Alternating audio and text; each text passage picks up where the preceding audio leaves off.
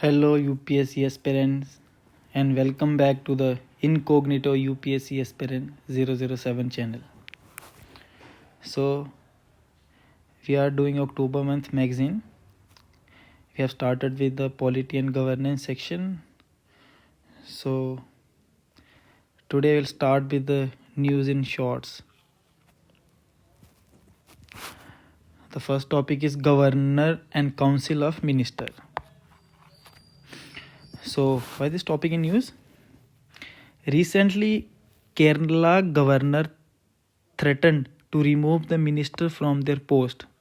कि गवर्नर ने मिनिस्टर को धमकी दिया कि हम आपको आपकी पद से हटा देंगे if they continue to lower the dignity of his office. क्यों? अगर आप अपनी पद की गरिमा का पालन नहीं करोगे. Mean if minister trying to lower the dignity of his post.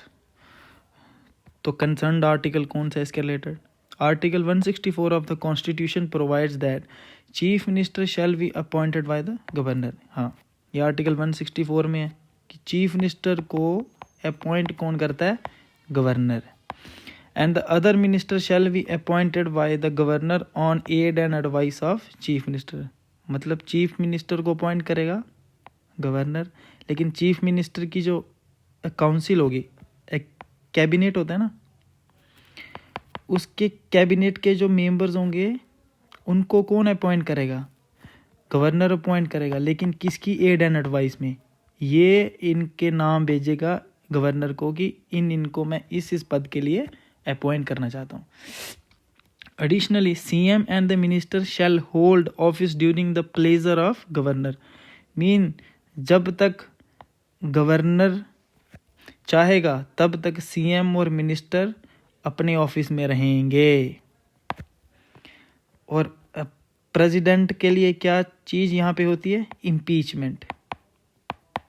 और उसका इम्पीचमेंट क्यों होता है? अगर वो trying to lower the dignity of the constitution. लेकिन यहाँ पे कुछ इंस्टेंसेस हैं. There have been instances of governor dismissing chief ministers but those were later to the constitutional situation in which the legislative majority of the incumbent government was lost. मतलब governor जो है वो chief minister को dismiss कर रहा है कुछ कुछ सिचुएशंस में, लेकिन गवर्नर के पास वो अथॉरिटी नहीं है उसको रिमूव करने की. हालांकि गवर्नर के पास अथॉरिटी है रिमूव करने की जब चीफ गवर्नमेंट अपनी मेजॉरिटी को लूज कर दे.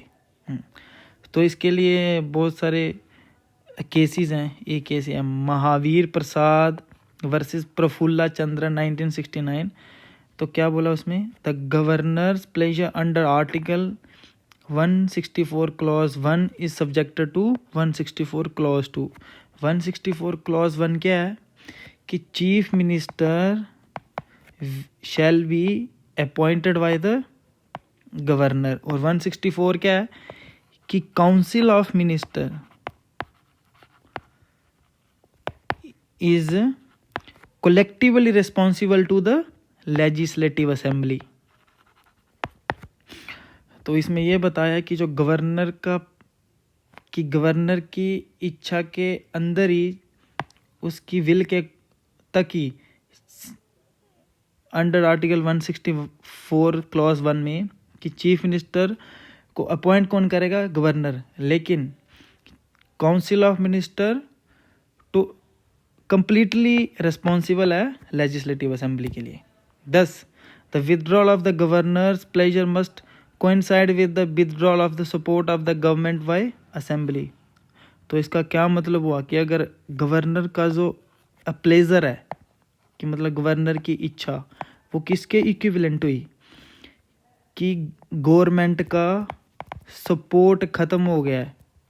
कि मतलब कुछ एमएलएस ने डिफेक्शन पास हो गया, उन्होंने पार्टी छोड़ दी है, तो गवर्नमेंट के पास उतने रिक्वायर्ड मेंबर्स नहीं है. अब दूसरा केस क्या है? Shamsher Singh and NR versus State of Punjab. तो Supreme Court declared that governor shall exercise his formal constitutional power only in accordance with the advice of the minister. मतलब गवर्नर अपनी कॉन्स्टिट्यूशनल पावर अकेले यूज़ नहीं कर सकता, उसको चीफ मिनिस्टर और उसके मिनिस्टर्स की सभी की एडवाइस लेनी पड़ेगी, मस्ट है। अब एक केस और भी है, नबम रेबिया एंड एटसेट्रा का मतलब इसके साथ और भी थे, versus deputy speaker and ORS 2016. Supreme Court ruled that Article 163 of the Constitution does not give the governor a general discretionary power to act against or without the advice of council of minister. मतलब governor को ये power नहीं है कि वो बिना aid and advice of council of minister के कोई भी डिसीजन ले ले। तो इसका कंक्लूजन क्या निकला अभी कि अभी तक अंडरस्टैंडिंग में governor can not remove his minister at its own will, मतलब वो अपनी मर्जी से किसी भी मिनिस्टर को रिमूव नहीं कर सकता अनलेस कि गवर्नमेंट ही फॉल हो गई है, मतलब गवर्नमेंट ने मेजॉरिटी लूज कर दी है। ठीक है, अब सेकंड टॉपिक है, centre notifies information technology intermediary guidelines and digital media ethics code amendment rules 2022। Means जैसे कोई एक्ट पास होता है तो उसके लिए रूल्स निकालती है गवर्नमेंट कि ये बिल पास हुआ है तो इसके ये रूल्स हैं, इसके अकॉर्डिंग काम करना है इस एक्ट के अंडर में। तो गवर्नमेंट ने किसके लिए IT rules 2021 has been released under section 87 of the IT Act 2000 for social media, digital media and OTT platforms।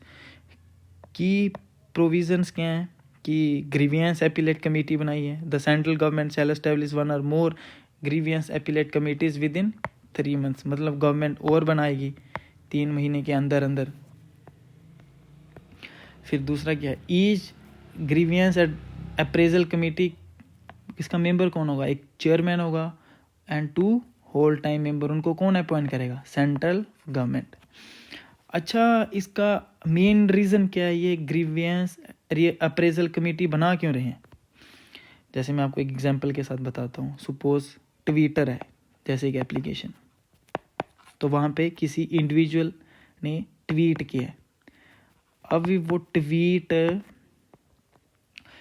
मतलब कुछ इलॉजिकल है या किसी गवर्नमेंट के अगेंस्ट है और उसका ओनर के साथ गवर्नमेंट की अच्छी बॉन्डिंग है, तो उस पर्सन ने उसके ट्वीट को रिमूव कर दिया।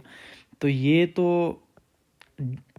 Decent is the safety valve of democracy as I rightly said in the last video, कि गवर्नमेंट के अपोज में बोलना भी सही है डेमोक्रेसी में, क्योंकि अगर गवर्नमेंट को पता ही नहीं चलेगा कि हम काम अच्छा कर रहे हैं कि गलत कर रहे हैं, तो फिर तो अकाउंटेबिलिटी रिमूव हो जाएगी ना। तो अगर ट्वीट रिमूव कर दिया तो किसी पर्सन का, तो वो फिर वो कहाँ जाएगा?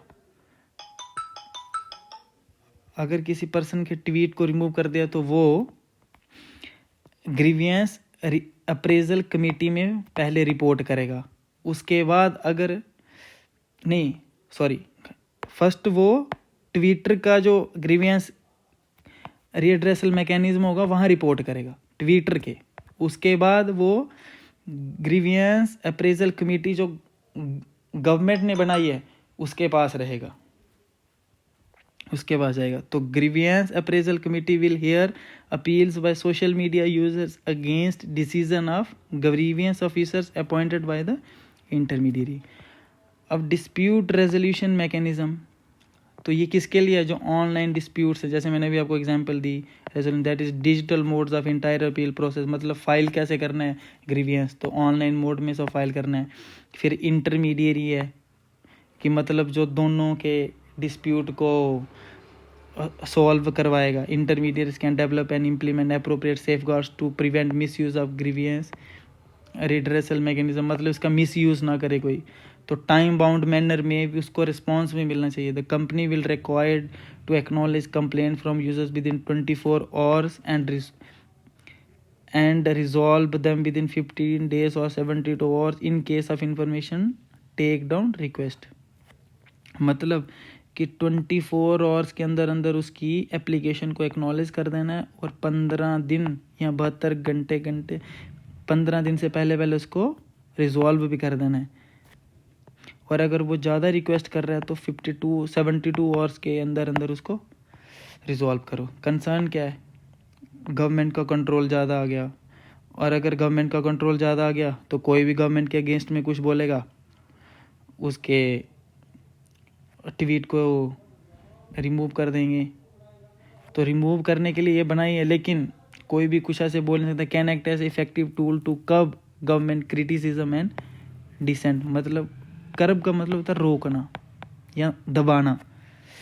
Additional responsibilities on the grievance officers, मतलब उन पे ज़्यादा बर्डन इंक्रीज हो जाएगा। अब थर्ड टॉपिक है psychological test of death row convicts.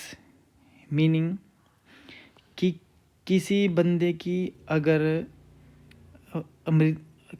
मार दिया है, कोई बंदा अगर मर गया, वो जेल में है, या उसने खुद सुसाइड कर लिया है, या किसी का मर्डर किया या रेप किया है, तो उसके साइकोलॉजिकल कंडीशन कैसी थी। मतलब जैसे डेथ पेनल्टी मिलती है ना इंडिया में, तो वो क्यों मिलती है? अगर किसी का कुछ रेप कर दिया या कुछ ऐसा वैसा केस है जिसको सोसाइटी एक्सेप्ट नहीं करती है, तो उस पर्सन की हमें पहले बैकग्राउंड में देखना चाहिए कि वो खुद पर्सन किस साइकोलॉजिकल स्टेट ऑफ माइंड में था जब उसने ये सब काम किया। तो इसके लिए सुप्रीम कोर्ट हैज़ रीट्रेटेड, मतलब बार बार इस बात पे तवज्जो दे रही है, the importance of conducting a psychological evaluation of convicts who have been awarded death sentences. Psychological evaluation of the condemned prisoners by expert doctor, मतलब उनकी साइकोलॉजिकल कंडीशन को चेक किया जाए। Access them to them by mitigating investigators. It held this will aid court to have an independent and holistic picture of the physical and mental condition and the background of the condemned person, जो मैंने आपको बताया कि उससे उसकी पता चलेगा वो किस स्टेट ऑफ माइंड में था।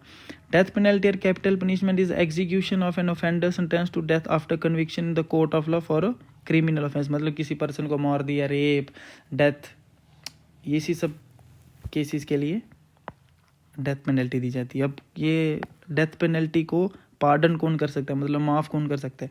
Only constitution given power to the president of India and the governor respectively to grant pardon and to suspend, remit और commute death penalty in certain cases. ये क्या है? ये सिर्फ गवर्नर के पास हैं और प्रेसिडेंट ऑफ इंडिया के पास पावर हैं कि जो किसी मुश्किल पनिशमेंट को थोड़ा कम पनिशमेंट या माफ़ कर देंगे उसकी पूरी पनिशमेंट, या उस पनिशमेंट को बिल्कुल ही रिमूव कर देंगे। तो इसके लिए सबसे लैंडमार्क केस एक ये था, Bachan Singh versus state of Punjab की। सुप्रीम कोर्ट ने बोला था कि rarest of the rare case में डेथ पेनल्टी को देना चाहिए। एक ये था मच्छी सिंह वर्स and others versus state of Punjab. इसमें क्या बोला था कि उस पर्सन की पहले साइकोलॉजिकल बैकग्राउंड को चेक करना चाहिए, मतलब जैसे कि उसकी फैमिली कंडीशन कैसी है, उसका एजुकेशनल स्टेटस कैसा है, ठीक है, एट्सेट्रा। हाँ, अब ये लास्ट टॉपिक है ग्रीवियंस रीएड्रेसल इंडेक्स। मतलब लोगों के जो सवाल हैं उसके जवाब देने में सबसे ज़्यादा किस गवर्नमेंट ऑर्गेनाइजेशन ने टॉप किया है? तो ये कौन सी है? UIDAI, that is unique identification authority of India, topped grievance redressal mechanism for the second consecutive month, मतलब दूसरी बार लगातार टॉप किया है। UIDAI क्या है? स्टैट्यूटरी अथॉरिटी है। स्टैट्यूटरी अथॉरिटी कौन सी होती है? जिसको किसी लॉ पार्लियामेंट में लाके बनाया गया हो। एक कब establish under provision of Aadhaar act. Aadhaar act में 2016 में बनाई गई थी। इसको मिनिस्ट्री कौन सी है, कौन सी मिनिस्ट्री इसको देखती है, एडमिनिस्ट्रेट करती है? Ministry of electronic and information technology, that is MeitY. Grievance redressal index is published by कौन सी अथॉरिटी इसको पब्लिश करती है। कौन सा department? Department of administrative reforms and public grievance every month, that is DARPG। ये PT का most probable question है। ये इसने किसके किसके डाटा को कलेक्ट किया है? मिनिस्ट्रीज़ के, डिपार्टमेंट्स के एंड वेरियस ऑटोनोमस बॉडीज़ के, गवर्नमेंट की। तो this is the news in shorts, most probable question for the prelims upcoming 2023. So this is all about the polity section. Thank you guys.